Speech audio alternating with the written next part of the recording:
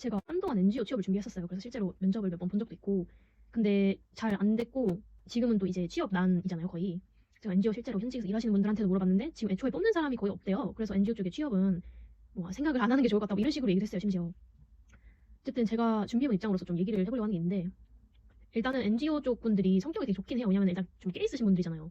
사회 문제에 관심이 많고, 뭔가 정의감 있고, 인간 존중 뭐 이런 느낌이 있어서 당연히 회사 내에서 갈굼 이런 게 좀 덜할 거고, 그냥 얘기해보면 느껴지는 게 있잖아요. 좀 지적인 사람들이다.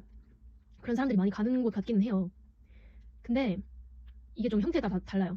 NGO 중에서도 종교 NGO가 있고, 뭐 종교 아닌 NGO, 약간 큰 데는 UN 이런 데가 있겠고, 작은 데는 자선단체인데 약간 비종교 자선단체 이런 데도 있고 그래요. 근데 종교 이런 데는 여러분들이 종교인이 아니시면은 추천 안 해요. 왜냐면 제가 면접 한 번 보러 간 적 있는데, 약간 가톨릭 그런 단체였거든요. 와, 약간 꼰대 느낌이 나는 거예요.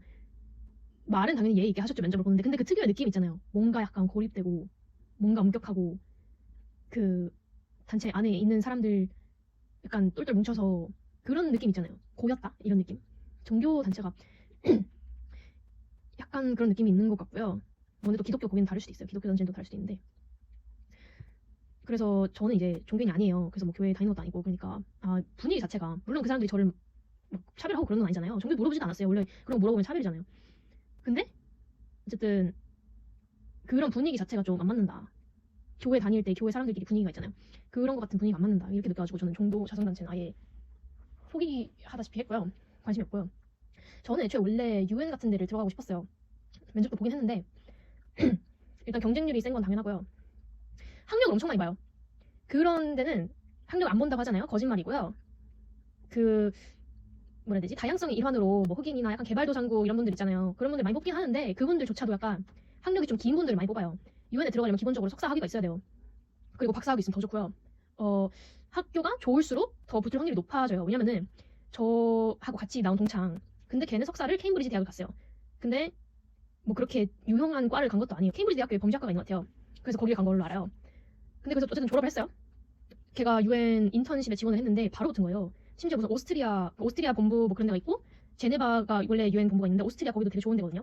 그렇게 크게 두 개가 있어요. 제네바 하나, 오스트리아 하나. 되게 유럽의 중심 약간 그런 식으로 생각하시면 돼요. 걔가 그래서 오스트리아 본부에 붙은 거예요. 그래서 6개월인가 1년인가 정도 인턴을 하고, 심지어 그거 유급 인턴일 거예요. 무급 하는 데도 있는데 그렇게 큰 데는 좀 유급으로 줘요. 어쨌든 학력을 많이 보는구나. 왜냐면 제가 걔를 좀 아니까, 사실 걔는 공부만 진짜 열심히 하는 애지 그 뭐 대외 활동을 열심히 하는 애도 아니었고. 근데 제가 보기에는 학력이 되게 컸던 것 같아요. 제가 그래서 여러분들한테 석사를 잘 가라고 계속 얘기를 하는 게, 마지막에 간 학교가 생각보다 중요해요. 왜냐면은 그 이력서를 보면은 약간 최근 것부터 보게 되잖아요. 읽는 사람들이 최근에 고려대학교 나왔네? 그러면 뭐 학사가 어디 약간 이상한데요도 이 사람은 거기 나온 사람이 되는 거야. 뭔 느낌인지 아시죠? 그리고 이런 자선단체 중에서 약간 무급 인턴십을 하는 경우가 너무 많아요. 특히 유엔 같은 경우에 옛날에 무급 인턴십으로 되게 유명했는데, 그러면 무슨 뜻이겠어요? 우리는 돈이 되는 사람들만 뽑고 싶다.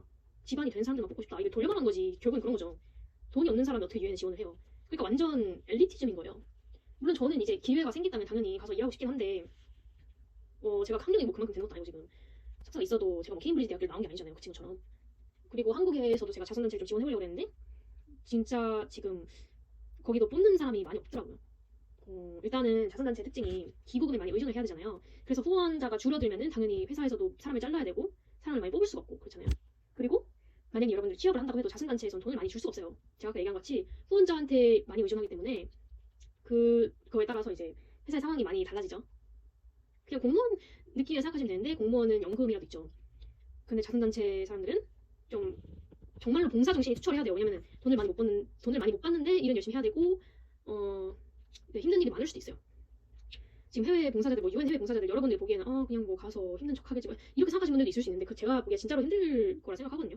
왜냐면은 그냥 마을을 가는 게 아니라 진짜로 어디 깡시고를 가요. 그런 사람들은 진짜로 사람들이 잘 안 가는 깡시고를 가가지고 막 여름에는 진짜 덥고 막 말라리아 걸리고 뭐 수돗물 잘 안 나오는 데도 많고, 하여간 그런 기본적인 게 잘 안 갖춰진 곳에서 하는 사람들도 많고요. 그것도 이제 자선단체가 부자면은 괜찮은데 좀 허술한 데면은 봉사 가는 것도 힘들 거예요 아마.